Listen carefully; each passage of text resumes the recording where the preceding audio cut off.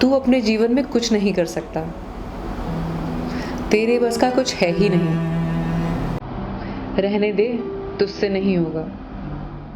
आईने में कभी अपनी शक्ल देखी है? बड़ी आई हीरोइन बनने। दोस्तों, खुद के लिए ये सब सुनना कितना तकलीफ देता है ना, पर हम सभी ने कभी ना कभी लाइफ में खुद के लिए ये सब जरूर सुना है। मैंने भी सुना है। बचपन में मेरे ही किसी अपने ने जाने अनजाने मुझसे कुछ ऐसा कहा कि सालों वो आवाजें, वो नकारात्मक आवाजें मेरे कानों में गूंजती रही। फिर जब भी कोई नया काम करती या नया काम करने की सोचती तो ये नकारात्मक आवाजें और तेज हो जाती। तुझसे जीवन में कुछ नहीं होगा, तेरे बस का कुछ है ही नहीं, तू अपने जीवन में कभी कुछ नहीं कर सकती। और आत्मविश्वास जवाब दे देता। पर फिर एक दिन मैंने एक रियल लाइफ मोटिवेशनल स्टोरी सुनी, जिसने ना केवल मेरी सोच को बल्कि मेरे जीवन को भी बदल डाला। और आज अपने इस पहले वीडियो में मैं वही रियल लाइफ मोटिवेशनल स्टोरी आप लोगों के साथ शेयर करने जा रही हूँ, इस उम्मीद के साथ कि ये आपकी भी लाइफ में एक टर्निंग पॉइंट साबित होगी। एक बार एक प्राइमरी स्कूल की टीचर एक बच्चे को लेटर देते हुए बोलती है कि बेटा, ये लेटर घर जाके अपनी माँ को देना।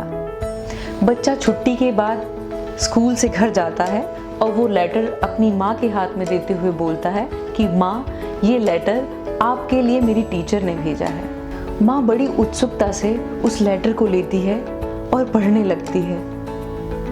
तभी उसकी आंखों में आंसू आ जाते हैं। अपनी माँ की आंख में आए आंसू देख बच्चा हैरानी से पूछता है कि माँ, तुम रो क्यों रही हो?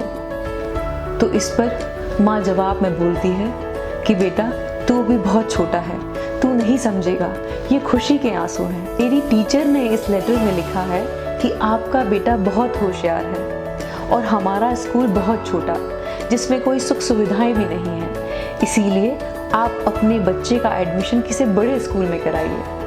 और ये कहते हुए माँ उस लेटर को एक बॉक्स में रख देती है और बच्चे से बोलती है कि अब तुम कल से स्कूल नहीं जाओगे, तुमको मैं घर पे ही खुद पढ़ाऊंगी और जब मेरे पास बहुत सारा पैसा इकट्ठा हो जाएगा तो मैं तुम्हारा एडमिशन किसी बड़े स्कूल में कराऊंगी, जहां तुम पढ़ लिख कर एक नेक इंसान बनोगे।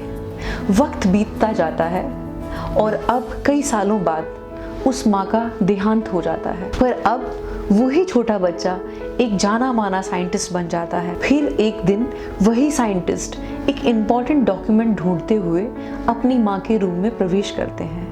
जैसे ही वो अपनी माँ के रूम में प्रवेश करते हैं, उनकी निगाह उस पुराने बॉक्स पे पड़ती है और उस बॉक्स को देखते ही उन्हें याद आता है कि अरे, ये तो वही बॉक्स है जिसमें मेरी टीचर का लेटर मेरी माँ ने रखा था। और वो बड़े ही उत्साहित होके उस लेटर को पढ़ने में लग जाते हैं। जैसे ही वो लेटर अपनी हाथ में लेते हैं, उनकी आंख में आंसू आ जाते हैं। उस लेटर में लिखा होता है कि डियर मैम, आपका बेटा थॉमस एडिसन एक मंदबुद्धि बालक है, जिसे पढ़ाना पैसे और वक्त दोनों की बर्बादी है। तो बेहतर है कि आप अपने बच्चे को घर पे ही रखकर घर के काम काज में उसकी मदद लें।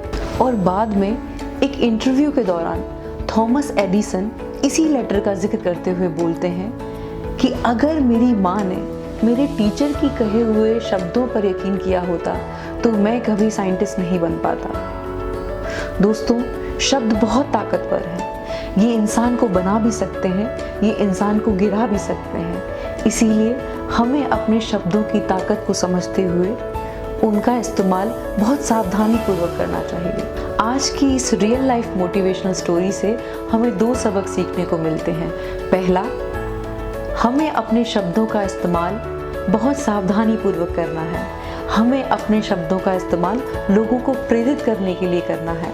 दूसरा, जाने अनजाने कभी किसी टीचर ने या किसी रिश्तेदार ने आपसे कुछ ऐसा कहा हो जो आपको आगे बढ़ने से रोक रहा है, उन शब्दों पर आज ही चिंतन करना बंद कर दीजिए और एडिसन की माँ की तरह खुद को ये यकीन दिलाएं कि परमात्मा की महान योजना आपके जीवन के लिए कार्य कर रही है और वो करने में जुट जाइए जो आप करना चाहते हैं। सफलता आपके कदम चूमेगी।